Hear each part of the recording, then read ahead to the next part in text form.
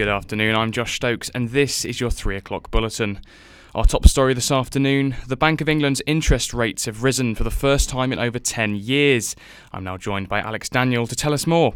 So Alex, what can you tell us? Thanks Josh. So today has seen the first interest rate rise since July 2007. The official bank rate has risen from 0.25% to 0.5%. According to the Bank of England Governor Mark Carney, it is likely to rise twice more over the next 3 weeks. It's said that almost 4 million households face higher mortgage interest payments after the rise, but it should give savers a modest lift in their returns. The main losers of this particular rise will be households with variable mortgages. The Bank of England estimates that as much as 2 million mortgage holders have not experienced an interest rate rise since taking out a mortgage. It will be interesting to see how the raise impacts households over the coming months, both positively and negatively.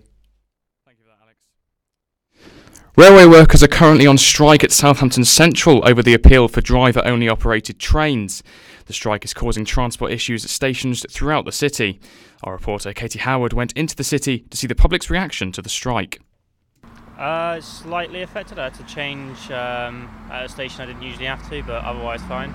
It's been sort of slow and the service has been a bit, usual, but yeah, it's been alright. Really good actually, much better than it usually was. Easier, less people on. There was a little bit of a delay, but not too much of a problem really. It's been great. We come in for Chichester. Okay. It was a bit delayed, but the weather's nice. Alright, Can't complain.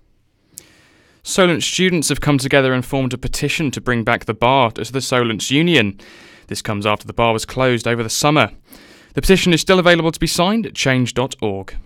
We spoke to Ryan McMaster, an ex-barman at the Southampton Solent SU, about how the closing of its kitchen and bar at the start of the term has affected students.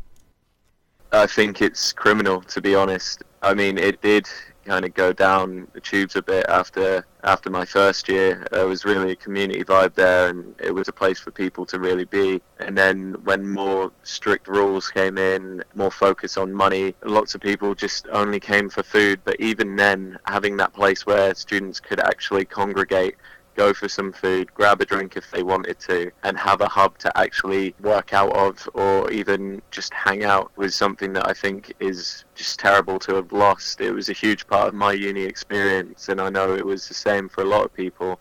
Lack of funding and a lack of care really killed it, to be honest. To find out more about the petition and what the SU bar looks like now, visit our website www.solentjournalism.co.uk.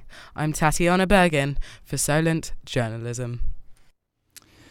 Timo, a Southampton-based company for marine safety, has been nominated for a Dame Design Award. They were nominated with their innovative life jacket that keeps the user in a face-up position if they fall into the water. Our reporter Josh Norton spoke to founder of Timo, Oscar Mead, about the company. My family's always sailed, and so we've always been very passionate about the industry and the sport. And while I was out on the transatlantic race, I slipped over on the deck and ended up with one leg either side of a stanchion, very close to being over the side. And Timo was really founded by a tragedy at sea. A gentleman lost his life. He wore a top-end life jacket. He did everything right, and the design of it actually let him down. It really was one of those eureka moments, and we thought, we have to fix this. We have to come up with a better product. And looking ahead now, remembrance services will be held this Sunday at the Cenotaph in Watts Park to mark 99 years since the armistice that ended the First World War. The Royal British Legion have announced that they will still be accepting the old £1 coin throughout November. But that's all from us here on the radio bulletins today, but you can watch our final TV bulletin at 4 o'clock.